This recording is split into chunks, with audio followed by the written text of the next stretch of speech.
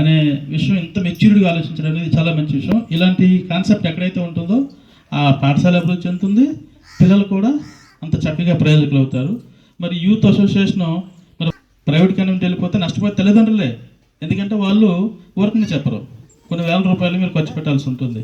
అయినప్పుడు కూడా వాళ్ళు మీ తాలూకా డబ్బుని వృధా కాకుండా ఆపడమే కాకుండా వాళ్ళు తన సొంత నిధులతోటి పిల్లలకి ప్రైజ్ మనీ ఇవ్వటం అనేది ఒక రకంగా చాలా చాలా గొప్ప విషయం. అంతటి స్ఫూర్తి నిజంగా వాళ్ళ తల్లిదండ్రులు వాళ్ళు ఎంత చక్కగా పెంచారో ఇంతసారి చెప్పారు. మా పిల్లలు ఐఐటీలు, అందరూ ఐఐటీలు లక్షలు సంపాదించుకుంటున్నారు, చిన్న అవసరం కానీ ఈ రోజు కూడా వెంటనే వాలిపోతారు అనేది అదే తల్లిదండ్రుల సంస్కారం. కాబట్టి ఆ రకంగా మనం మన పిల్లల్ని పెంచాలి. రెండవది ఏంటంటే మీ అందరికీ నా రిక్వెస్ట్ ఏంటంటే మన ఆలోచన ఎలా ఉంటుందంటే మా పిల్లలు సుఖపడాలి అనుకుంటారు. నిజంగా సుఖం ఉంటుందా?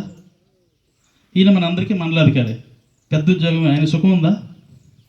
అడగండి ఒకసారి. ఇప్పుడు మీరు పెద్దవాళ్ళు అయ్యారు, మీరు సుఖంగా ఉన్నారా? సుఖంగా ఉండడం అంటే పేషెంట్ల బెడ్ మీద పడుకోవడం, అంటే ఏ పని చేయకపోవడం సుఖం, అంతే కదా. ఏ పని చేయకుండా ఉండేవాళ్ళు ఎవరు ఉంటారు? పేషెంట్లు ఉంటారు. అలా కోరుకుందామా మన పిల్లల భవిష్యత్తుని? కాదు, నేర్పాలి. చదువు అవ్వచ్చు, ఇంట్లో పని అవ్వచ్చు, బయట పని అవ్వచ్చు, మరొకటి అవ్వచ్చు, నిరంతరం కూడా మనం కదలికలో ఉండాలన్నమాట. కాబట్టి సుఖం అనేది మన మనసులో ఎప్పుడూ రానివ్వకండి దయచేసి. పిల్లలకి పని నేర్పాలి, సంస్కారం నేర్పాలి. లేదా మీరు చేస్తున్న పని పిల్లలందరికీ కూడా ఇంట్లో తల్లిదండ్రులు ఏ పని చేస్తారో అన్ని పనులు ఆడామగా లేకుండా అన్ని పనులు నేర్పాలి. టాయిలెట్ క్లీనింగ్ దగ్గర నుంచి, లేకపోతే ఇల్లు ఉడవడం దగ్గర నుంచి, బట్టలు ఉతకడము, లేకపోతే నీళ్లు చేయడము, లేకపోతే వంట చేయడము, అన్నీ అందరికీ రావాలి. అదే నిజమైన చదువు.